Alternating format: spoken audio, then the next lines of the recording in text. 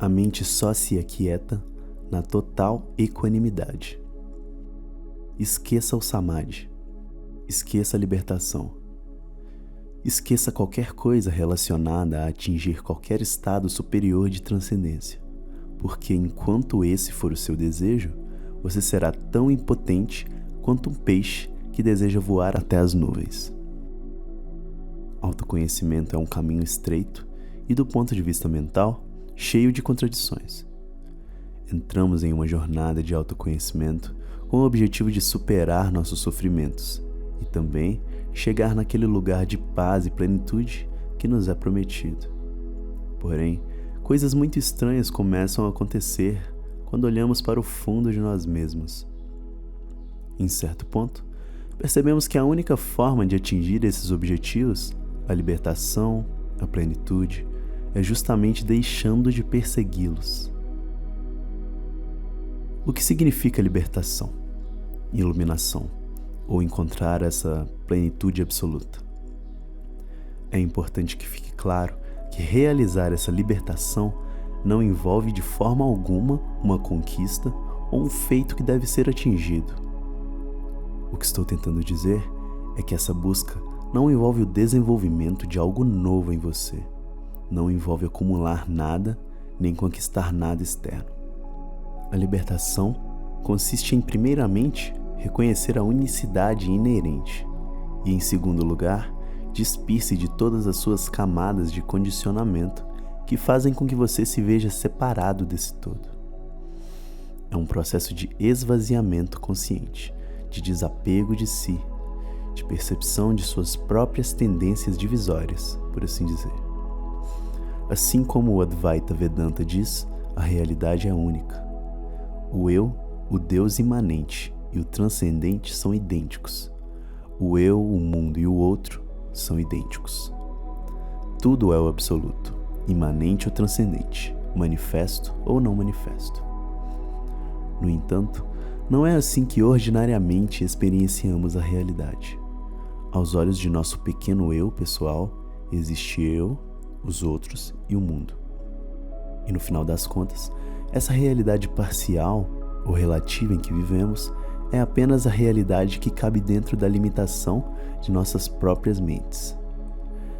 É a realidade dual de sofrimento e felicidade, prazer e dor, o belo e o feio, e etc. Essa aparente realidade dual do mundo só existe a partir de duas tendências naturais do ser humano: o desejo, ou apego, e a repulsão, ou não aceitação. O bem e o mal, o certo e o errado, o agradável e o desagradável, surgem a partir desses movimentos. Essa tendência natural e absolutamente humana de apego e repulsão tem um papel muito importante em nossa natureza, que foi a de nos afastar do perigo e nos aproximar de fatores ou recursos que nos permitem sobreviver mais um dia. É uma parte de nossa natureza animal, e o desejo e a repulsa são a base da personalidade das pessoas. Repulsão e desejo são os elementos que fazem surgir a dor ou o prazer dentro de nossas experiências. E essas duas tendências são as algemas que nos prendem ao sofrimento. No entanto, o praticante que deseja alcançar a libertação da dualidade, desse eterno ciclo de prazeres e sofrimentos, deve, em última instância, se libertar dos próprios apegos e das próprias repulsões. E aí está o paradoxo. Perseguir o samadhi, meditar para alcançar a iluminação, tudo isso é uma expressão de um desejo. É a expressão do desejo de se tornar livre, do desejo de transcender o ego e a grande ilusão da vida. No entanto, como é possível alcançar a libertação enquanto ainda existe o desejo da própria libertação? Se o desejo e repulsão são as algemas que desejamos quebrar, como seria possível transcender o desejo através do próprio desejo? Não é possível avançar em direção à nossa libertação enquanto existe o desejo de nos tornarmos livres. Pode até ser contra-intuitivo à primeira vista, mas se parar para pensar melhor, apenas o prisioneiro deseja ardentemente a liberdade. Não faria nenhum sentido que um homem realmente liberto continuasse desejando de alguma forma a liberdade. Isso é a essência de quando dizemos que a realização ou a iluminação é apenas perceber a nossa liberdade aqui e agora. É perceber que já somos a iluminação e a realização, e que a ilusão de não ser isto é apenas o obscurecimento da nossa consciência, construído pelas divisões da nossa própria mente. O Karma Yoga nos orienta que nós somos senhores de nossas ações, porém o fruto dessas ações de forma alguma nos pertence.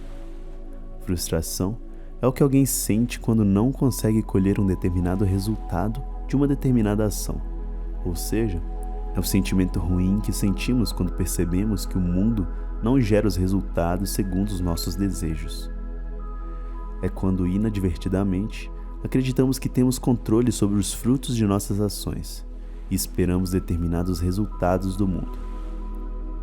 Segundo o Karma Yoga, cada uma de nossas ações deve ser feita sem esperar resultados.